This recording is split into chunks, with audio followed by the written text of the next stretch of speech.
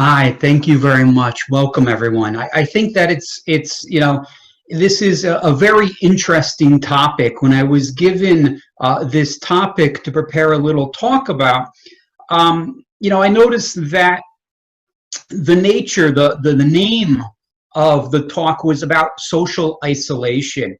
And I hope that people are not socially isolating, but instead they are doing social distancing, because that's very important. That's a very important difference. We know that social isolation is profoundly impacting people in many negative ways. Human connectedness is a very important facet of living. And we know that when people isolate from others, it has a negative impact on their health, on their mortality even, and it also impacts their levels of depression and anxiety. The state of New York and the country has been asked to socially distance. That means keep apart from people.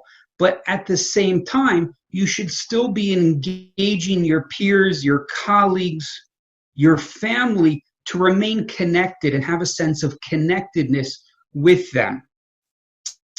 For the last 30 years, there's been a consensus among researchers that loneliness and social isolation are harmful for both the physical and mental well-being of individuals. We know that from studies of hundreds of thousands of individuals, right, the mortality rate of individuals who self-describe as being isolated, their mortality rate is 50% greater. Okay, they have higher instances of heart disease. They have higher instances of stroke, of cancer, even. Whether or not social isolation contributes directly to that is still a degree of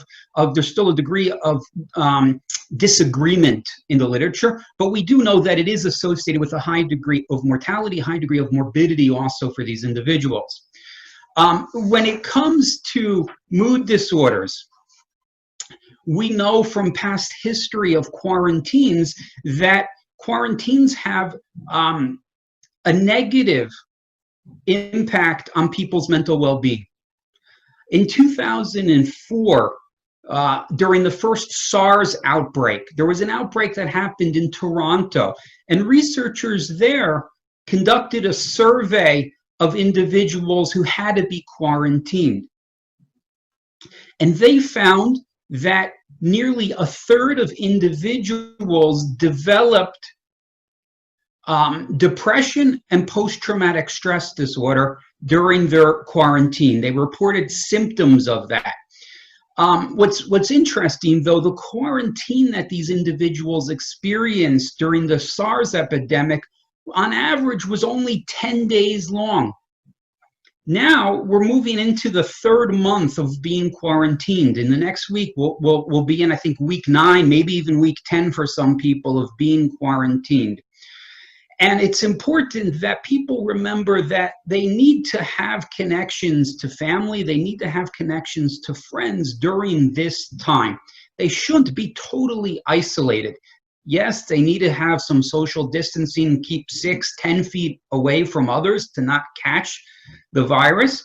But it is important that people maintain contacts, have telephone calls, have video conferencing, if possible, to stay connected with their community and with their family. One of the things that's important is that we know that many individuals are going to struggle with their mental health during this time. Being home and being, for many people, it's being out of work, and in particular, not knowing when there's going to be an end to this epidemic. Right now, people are uncertain when they're going to be able to get back into the communities, go back to church, go back to synagogue, go back to work. And not knowing when this will end, it keeps people in a degree of limbo, and they're getting unclear guidelines and difficult messages. Maybe next week we'll go back to work, or it's going to be 3 weeks from now. That's a very hard thing for people to adjust to. And it leads to a level of anxiety, of not knowing and not having an end in sight. And that's very difficult. At New York Psychotherapy, we've been working with our therapists to help all of our clients and their families learn to cope with the level of distancing that they are doing from their communities and from their families. And we are also helping these individuals learn to develop a degree of wellness, of physical health and mental health during this time. We know that there are things people can do that will have a profound protective impact on whether or not they get worse, whether or not they have more difficulty that emerges due to this. So one of the things that we focus on is making sure that our patients and their families are taking care of their bodies. People need to be getting enough sleep. They need to be engaging in regular physical activity, ideally outside, if at all possible. People should be eating healthy and avoiding drinking and using tobacco during this time. If people focus on their bodies and focus on an increased level of healthy living, we know that that has profound positive impacts on their mental well-being. In terms of people taking care of their minds, we also emphasize that people should be keeping a routine, right? I know now that for many people, the days seem to blend together and they're sort of moving along in sort of a listless, purposeless space and time. But it is important for people to establish a normal routine, have a morning routine, have an afternoon routine, and have an evening routine, right? Get up from bed, take a shower, make breakfast, make your lunch, set out a list of tasks to accomplish and to feel good about yourself for what you're doing. Even the little things, you know, many people are disinclined from getting up and even getting dressed in the morning. You can wear pajamas all day if you'd like, but usually it is much better to get up, get dressed, change your clothes, shower, and take care of yourself. Another thing we've emphasized through our clinicians to our patients and their families is to limit exposure to media and to the news, right? Hearing about the death and the illnesses that are out there can have a very negative impact on individuals' well-being, right? Constant bombardment with nonstop news is problematic for people. People should shut down the TVs, shut down the internet for a little bit, right? You can do without hearing the news stories 24/7. If you tuned in once in 2 days, within 15 minutes, you can be caught up on anything. Nothing's too important that you need to be continuously exposed to this. At the same time, people really need to stay busy. They need to find a purpose. Many people are out of work. And during this time of having extra time on their hands, it's very important to encourage them to stay busy, find a hobby, find a task, find a good book to read, but to stay busy and to stay engaged in something that gives them a little bit of joy and accomplishment.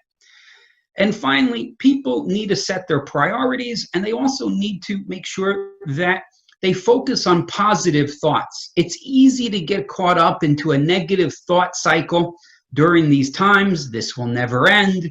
Everyone's getting sick. I may get sick. I don't know what's happening, but it's important for people to be able to have a level of positivity in their mind and say some good positive self-statements and statements about the future, and to be forward thinking and positive thinking when it comes to what will be in a few months. We will not always be in this situation. Life will get back to a closer semblance of the normal that we had 3 months ago. And I think people will feel much better as the virus begins to recede from the population.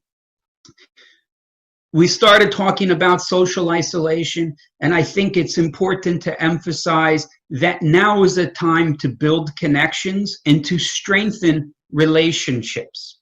Okay.